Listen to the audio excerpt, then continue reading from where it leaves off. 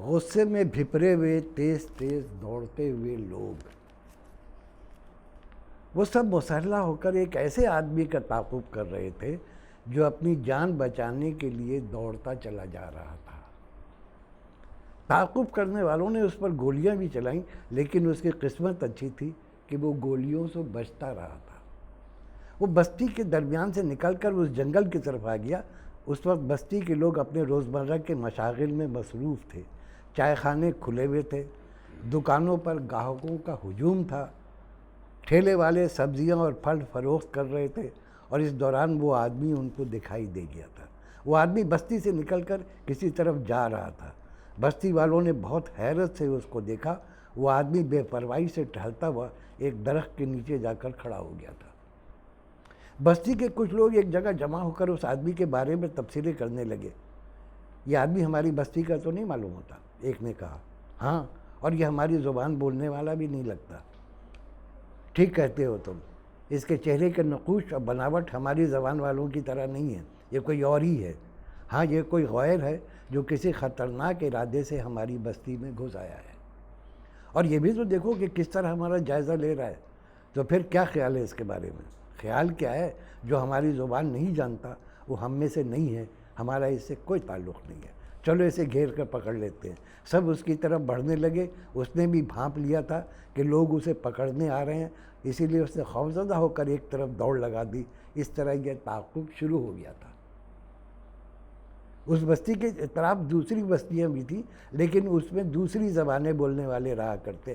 پہلے ایسا نہیں ہوتا تھا، سب ایک دوسرے کے ساتھ رہتے تھے، ان میں دوستیاں اور رشتہ داریاں بھی تھیں، یعنی وہ تمام انسانی قدریں تھیں جو ہونی چاہیے۔ پھر ایک دن پانچوں زبان بولنے والے 5 بڑے کسی مقام پر جمع ہوئے۔ ان کے لیے سب سے بڑا ایشو تھا کہ وہ اپنی بقا کے لیے کیا کریں۔ ایک نے مشورہ دیا، کیوں نہ ہم لوگوں کو مذہب اور مسلک کے نام پر لڑوا کر اپنے الو سیدھے کر لیں۔ نہیں بھائی، یہ کام مذہبی رہنما بہت خوبی سے کر رہے ہیں، اس لائن میں ہماری دال نہیں گلے گی، ہمیں کچھ اور سوچنا ہوگا۔ تو پھر کیوں نہ زمینوں پر قبضے کا سلسلہ شروع کر دیا جائے۔ کبھی ہماری زمین پر تم قبضہ کر لو، کبھی تمہاری زمین پر ہم آ کر بیٹھ جائیں، اور یہ سلسلہ اسی طرح چلتا رہے۔ ہاں، یہ ریکٹ ہے تو اچھا، لیکن یہ دیر پا نہیں ہے۔ کوئی ایسا طریقہ سوچو کہ یہ جنگ برسوں چلتی رہے اور ہمارے بھی مزے آتے رہے۔ تو پھر بس ایک ہی کام ہو سکتا ہے، اور وہ ہے زبان۔ ہم آپس میں اس بنیاد پہ لوگوں کو لڑوا دیں، یہ آگ کبھی بجھنے والی نہیں ہے اور ہماری نسل در نسل تک نہیں رکے گی۔ ہاں، یہ سب سے مناسب ہے۔ ہمیں کیا کرنا ہے سوائے تقریریں کرنے کے، اور ہم اس کی بہت پریکٹس کر چکے ہیں۔ پھر وہ پانچوں ایک دوسرے سے ہاتھ ملا کر اور ایک دوسرے سے گلے مل کر رخصت ہو گئے۔ اس کے بعد ہی زبانوں کے درمیان نفرتوں کا ایک ختم نہ ہونے والا سلسلہ شروع ہو گیا۔ پہلے دل الگ ہوئے، پھر گھر الگ ہوئے، اور اب سب اپنی اپنی مخصوص بستیوں میں رہا کرتے تھے۔ ایک زبان بولنے والا اگر دوسری زبان کی بستی میں چلا جاتا تو اس کی شامت آ جاتی، اسے جان سے ہاتھ دھونے پڑتے تھے۔ جس طرح یہ بیچارہ نہ جانے کس طرح اس بستی کی طرف آ نکلا تھا۔ یہ تعاقب بہت دیر سے جاری تھا، اسی لیے ہر گزرتے ہوئے لمحے کے ساتھ ان کا غصہ بڑھتا جا رہا تھا۔ کمبخت کسی طرح ہاتھ ہی نہیں آ رہا۔ شرپسند معلوم ہوتا ہے، دوسرے نے کہا، اس لیے جانتا ہے کہ کس طرح بھاگنا ہے اور کہاں چھپنا ہے۔ پھر وہ انہیں ایک ٹیلے پر دکھائی دے گیا۔ تعاقب کرنے والوں میں سے ایک نے نشانہ باندھ کر اس کی طرف گولی چلا دی۔ وہ اچھل کر ٹیلے سے نیچے لڑک گیا۔ وہ سب فاتحانہ نعرے لگاتے ہوئے اس ٹیلے کی طرف پہنچے، لیکن وہ وہاں موجود نہیں تھا۔ میں نے کہا تھا نا کہ ٹرینڈ ہے، لوگوں کو دھوکہ دینے کے لیے زخمی ہو کر گرنے کا بہانہ کیا اور بھاگ گیا۔ لیکن وہ گیا کس طرف؟ وہ سامنے والے درختوں میں چھپ گیا ہوگا۔ ایک نے اشارہ کیا۔ میرا خیال ہے کہ ہم اسے چاروں طرف سے گھیر لیں، کچھ لوگ اس طرف سے جائیں، کچھ اس طرف سے، اور پلاننگ کے مطابق اس کا گھیراؤ شروع ہو گیا۔ دائیں سے بائیں وحشیانہ نعرے لگاتے ہوئے لوگ جو کسی اور زبان کے بولنے والوں کو مارنے کی سعادت میں حصہ لے رہے تھے۔ اور پھر انہیں دکھائی دے گیا۔ اس بار وہ واقعی ایک بڑے سے درخت کی آڑ میں تھا۔ وہ سب نعرے لگاتے ہوئے اس کی طرف دوڑ پڑے۔ اس نے پھر دوڑنا شروع کیا۔ درختوں کے سلسلے کے آگے ایک چھوٹا سا میدان تھا۔ اس کی بدقسمتی اسے گھیر کر اس کھلے ہوئے میدان میں لے آئی۔ پھر اس پر چاروں طرف سے گولیاں برسنے لگیں اور وہ ڈھیر ہو گیا۔ سب خوشیوں کے نعرے بلند کرتے ہوئے مرنے والے کے پاس پہنچ گئے۔ وہ ایک جوان العمر انسان تھا، لیکن اس وقت خاک اور خون میں لتڑا ہوا تھا۔ مرتے وقت اس کے چہرے پر کئی سوال جمے ہوئے تھے۔ آخر کیوں؟ تم لوگوں نے مجھے کیوں مارا؟ میں نے تم لوگوں کا کیا بگاڑا تھا؟ میری تو کسی سے دشمنی نہیں تھی، میں تو صرف تمہاری بستی سے گزر رہا تھا، اس کے علاوہ میرا کیا قصور تھا؟ سب اس کی لاش کو دیکھ رہے تھے۔ ان میں سے ایک آدمی جھک کر لاش کا معائنہ کرنے لگا۔ وہ شاید ان سب سے زیادہ تجربہ کار تھا۔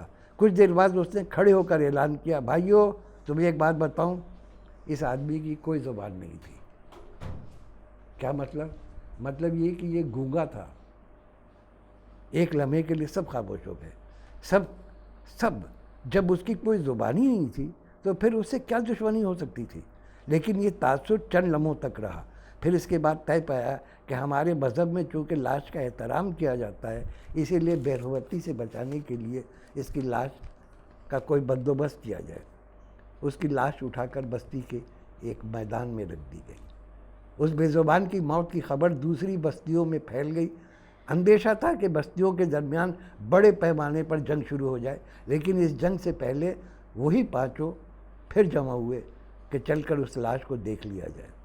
وہ پانچوں اپنے اپنے مسلح محافظوں کے ساتھ اس میدان میں آ گئے جہاں وہ لاش رکھی گئی تھی۔ ان میں سے ایک نے لاش کو دیکھتے ہوئے کہا، بھائی یہ لاش ہمارے آدمی کی ہے، ہماری زبان بولنے والا معلوم ہوتا ہے۔ تم غلط کہتے ہو۔ دوسرا گھرایا، اس مرنے والے کا چہرہ دیکھو، یہ ہماری طرف کا بندہ ہے۔ سوال ہی نہیں پیدا ہوتا۔ تیسرا بول پڑا، اس کے کھڑے کھڑے نقوش یہ بتا رہے ہیں کہ ہمارا آدمی ہے۔ اس کے بعد چوتھے اور پانچویں نے بھی یہی سب کچھ کہا۔ صورتحال پھر کشیدہ ہو گئی۔ پانچوں کے محافظوں نے ہتھیار سنبھال لیے۔ خون خرابے کی نوبت آنے والی تھی کہ ان میں سے ایک کو عقل آ گئی اور بقیہ چاروں کو ایک طرف لے آیا۔ یہ کیا حماقت ہو رہی ہے؟ ہم نے تو یہ ایگریمنٹ کیا تھا کہ ہم آپس میں نہیں لڑیں گے بلکہ ایک دوسرے کو لڑوائیں گے۔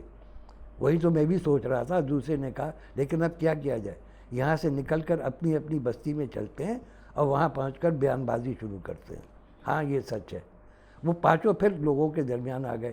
ان میں سے ایک نے کہا، میرے بھائیوں یہ معاملہ بہت سنجیدہ اور خطرناک ہے، اسی لیے ہمیں کسی نتیجے پر پہنچنے کے لیے جلد بازی نہیں کرنی چاہیے۔ ہم اپنی اپنی بستی میں جا کر کمیٹی قائم کریں گے جس میں ہر زبان کا ایک ایک نمائندہ ہوگا۔